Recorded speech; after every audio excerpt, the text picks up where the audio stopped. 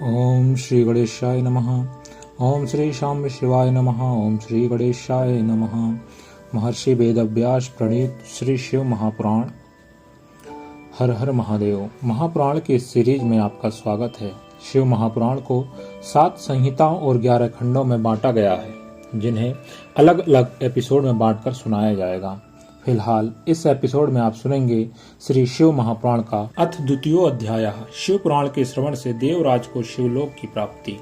सौनक जी बोले, हे महाभाग सूत जी, आप धन्य हैं, परमार्थ तत्व के ज्ञाता हैं। आपने कृपा करके हम लोगों को यह बड़ी अद्भुत एवं दिव्य कथा सुनाई है।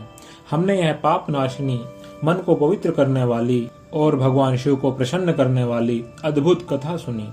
भूतल पर इस कथा के समान कल्याण का सर्वश्रेष्ठ साधन दूसरा कोई नहीं है। यह बात हमने आज आपकी कृपा से निश्चय पूर्वक समझ ली। हे सूत जी, कलयुग में इस कथा के द्वारा कौन कौन से पापी शुद्ध होते हैं, उन्हें कृपा पूर्वक बताइए और इस जगत को कृतार्थ कीजिए।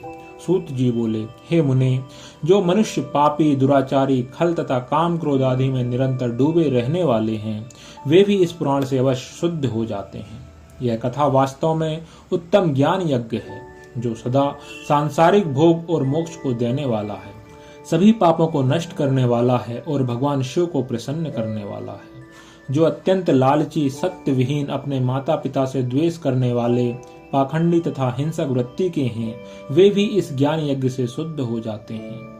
अपने वर्ण आश्रम धर्म का पालन न करने वाले और ईर्ष्याग्रस्त लोग भी कलिकाल में इस ज्ञान यज्ञ के द्वारा पवित्र हो जाते हैं। जो लोग छल कपट करने वाले, क्रूर स्वभाव वाले और अत्यंत निर्दयी हैं, कलयुग में वे भी इस ज्ञान यज्ञ से शुद्ध हो जाते हैं। ब्राह्मण के धन से पलने वाले तथा निरंतर व्यभिचार परायण जो लोग हैं, वे भी इस ज्ञान यज्ञ से इस कलिकाल में पवित्र हो जाते हैं। जो मनुष्य सदा पाप कर्मों में ही लिप्त रहते हैं, सठ हैं और अत्यंत दूषित विचार वाले हैं, वे कलयुग में भी इस ज्ञान यज्ञ से निर्मल हो जाते हैं। दुष्चरित्र, दुर्बुद्धि, उद्विग्न चित्त वाले और देवताओं के द्रव्य का उपभोग करने वाले पापी जन भी कलिकाल में इस ज्ञान यज्ञ से पवित्र हो जाते हैं। इस पुराण के श्रवण का पुण्य बड़े बड़े पापों को नष्ट करता है, सांसारिक भोग तथा मोक्ष प्रदान करता है और भगवान शंकर को प्रसन्न करता है।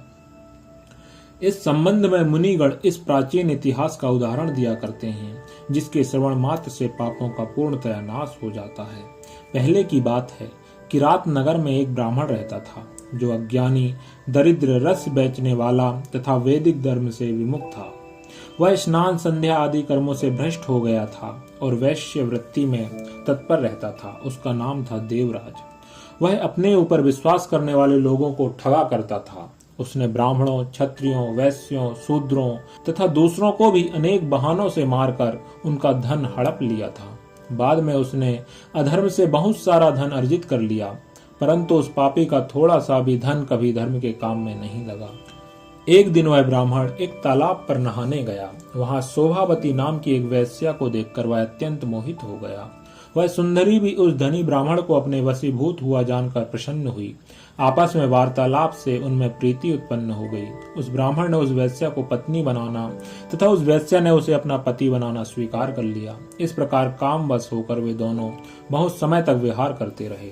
बैठने, सोने, खाने पीने तथा क्रीड़ा में वे दोनों निरंतर पति पत्नी की तरह व्यवहार करने लगे। अपने माता पिता तथा पत्नी के बार बार रोकने पर भी पाप कृत्य में संलग्न वह ब्राह्मण उनकी बात नहीं मानता था। एक दिन रात्रि में उस दुष्ट ने ईर्ष्यावश अपने सोए हुए माता पिता और पत्नी को मार डाला और उनका सारा धन हर लिया। वैश्या में आसक्त चित्त वाले उस कामी ने अपना और पिता आदि का सारा धन उस वैश्या को दे दिया। वह पापी अभक्ष, भक्षण तथा मदपान करने लगा और वह नीच ब्राह्मण उस वैश्या के साथ एक ही पात्र में सदा जूठा भोजन करने लगा।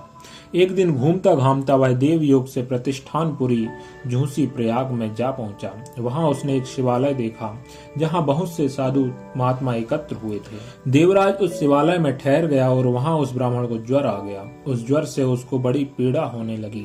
वहां एक ब्राह्मण देवता शिव पुराण की कथा सुना रहे थे। ज्वर में पड़ा हुआ देवराज ब्राह्मण के मुखारविंद से निकली हुई उस शिव कथा को निरंतर सुनता रहा।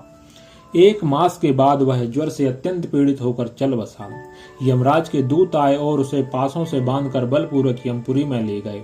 इतने में ही शिवलोक से भगवान शिव के पार्षद गण आ गए। उनके गौर अंग कर्पूर के समान उज्ज्वल थे, हाथ त्रिशूल से सुशोभित हो रहे थे। उनके संपूर्ण अंग भस्म से उद्भासित थे और रुद्राक्ष की मालाएं उनके शरीर की शोभा बढ़ा रही थीं। वे सब के सब क्रोध करते हुए यमपुरी में गए और यमराज के दूतों को मार पीट कर बारंबार धमकाकर उन्होंने देवराज को उनके चंगुल से छुड़ा लिया और अत्यंत अद्भुत विमान पर बिठाकर जब वे शिवदूत कैलाश जाने को उद्यत हुए, उस समय यमपुरी में बड़ा कोलाहल मच गया। उस कोलाहल को सुनकर धर्मराज अपने भवन से बाहर आए। साक्षात दूसरे रुद्रों के समान प्रतीत होने वाले उन चारों दूतों को देखकर धर्मज्ञ धर्मराज ने उनका विधि पूर्वक पूजन किया। यम ने ज्ञान दृष्टि से देखकर सारा वृतांत जान लिया। उन्होंने भय के कारण भगवान शिव के उन महात्मा दूतों से कोई बात नहीं पूछी। यमराज से पूजित तथा पार्थित होकर वे शिवदूत कैलाश को चले गए और उन्होंने उस ब्राह्मण को दया सागर सांब शिव को दे दिया। शिव पुराण की यह परम पवित्र कथा धन्य है, जिसके सुनने से पापी जन भी मुक्ति के योग्य बन जाते हैं। भगवान सदाशिव के परम धाम को वेदज्ञ सभी लोकों में सर्वश्रेष्ठ बताते हैं। ब्राह्मण, क्षत्रिय, वैश्य, शूद्र तथा अन्य प्राणी, यहाँ तक कि जिस पापी ने धन के लोभ से अनेक लोगों की हत्या की तथा अपने माता पिता और पत्नी को भी मार डाला, वह वैश्यागामी शराबी ब्राह्मण देवराज भी इस कथा के प्रभाव से भगवान शिव के परम धाम को प्राप्त कर तत्क्षण मुक्त हो गया। धन्या शिव पुराणस्य कथा परम पावनी, यस्याः श्रवण मात्रेण पापीयानपि मुक्ति भाग।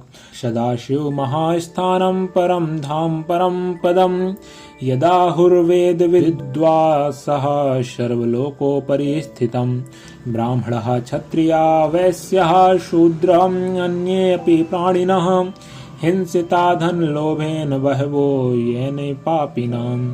मातृपितृवधू हंता वैश्यागामी च मद्यपः, देवराजो द्विजस्त्र गत्वा मुक्तो अभवत् क्षणात्। इति श्री स्कांदे महापुराणे शिव पुराण महात्म्ये देवराज मुक्ति वर्णनम नाम 2 अध्यायः। ओम नमः शिवाय। ओम श्री शांब शिवाय नमः।